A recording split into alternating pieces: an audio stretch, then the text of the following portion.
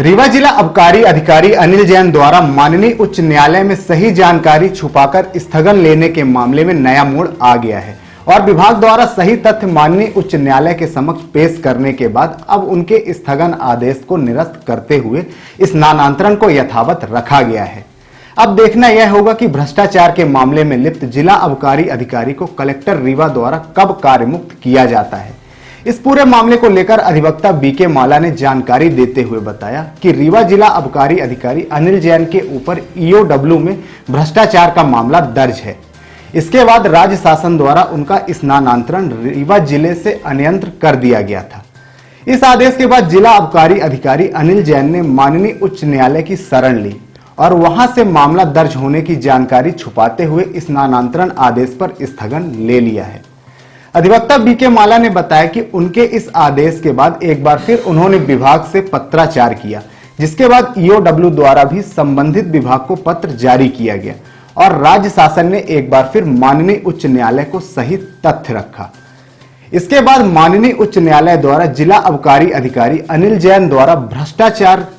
के मामले में दर्ज छुपाए जाने की जानकारी सही पाई और राज्य सरकार द्वारा किए गए उनके स्थानांतरण को यथावत रखते हुए स्थगन आदेश को निरस्त कर दिया है। देखना यह होगा कि माननीय उच्च न्यायालय के इस निर्णय के बाद अब रीवा कलेक्टर द्वारा उनके स्थानांतरण स्थान के लिए कब कार्यमुक्त किया जाता है। वहीं इस पूरे मामले को लेकर अधिवक्ता बीके माला ने कहा कि जिला आबकारी अधिकारी अनिल जैन के ऊपर न्यायालय में तथ्य छुपाए जाने को लेकर कोर्ट ऑफ कंटेंट का प्रकरण भी दर्ज किया जाना चाहिए। कुछ गंभीर मामलों को लेकर आपने आबकारी अधिकारी के खिलाफ शिकायत दर्ज कराई थी, न्यायालय मामला चल रहा था, क्या निर्णय है? देखिए, श्री अनिल जैन जो आबकारी अधिकारी रीवा है, उनके खिलाफ गंभीर भ्रष्टाचार अधिनियम के तहत अपराध पंजीबद्ध हुआ था, जिसमें हमने आर्थिक अपराध अन्वेषण ब्यूरो को शिकायत करके उनके व्यापक स्तर में भ्रष्टाचार,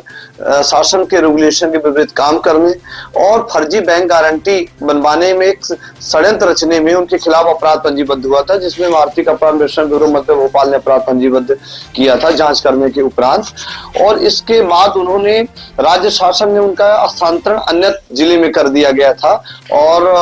अन्य करने के बाद वो हाई कोर्ट चले गए। हाई कोर्ट में उन्होंने सही तथ्यों को बताया नहीं कि हमारे विरुद्ध आर्थिक अपराध अन्वेषण ब्यूरो में अपराध पंजीबद्ध है या भ्रष्टाचार अधिनियम के तहत अपराध पंजीबद्ध है। इस तथ्य को उन्होंने छिपाया। माननीय उच्च न्यायालय से स्थगन आदेश व शासन के जो आबकारी राज्य सरकार है उसके जो आदेश हुए थे, उस आदेश पर रोक लगाने के संबंध में एक आदेश जारी हुआ था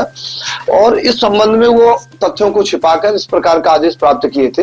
इसके संबंध में आबकारी विभाग ने को नोटिस हुई। आबकारी विभाग ने नोटिस होने के बाद अपना माननीय उच्च न्यायालय जबलपुर अपना पक्ष रखा और इनके स्थगन आदेश को खारिज कराने का और जो आदेश यथावत है राज्य सरकार का उसको रखने के लिए आग्रह किया गया था।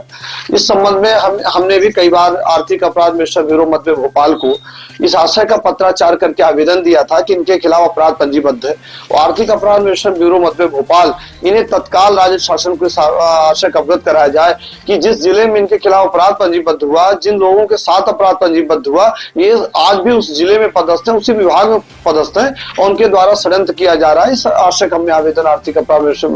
ब्यूरो मध्य भोपाल को भी दिया था, जिसके संबंध में भी कुछ चंद दिनों पहले माननीय उच्च न्यायालय ने एक आदेश पारित किया है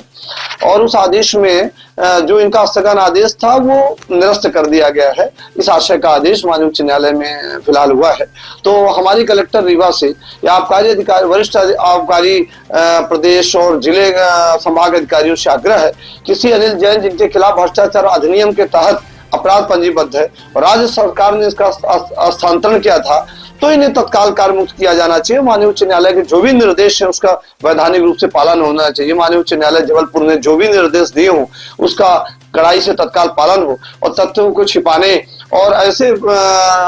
जिनके खिलाफ अपराध और संगीन अपराध पंजीबद्ध है, भ्रष्टाचार के अपराध पंजीबद्ध है, वो उसी जिले में उसी विभाग के प्रमुख बने बैठे हों, तो उन पर कार्रवाई होनी चाहिए।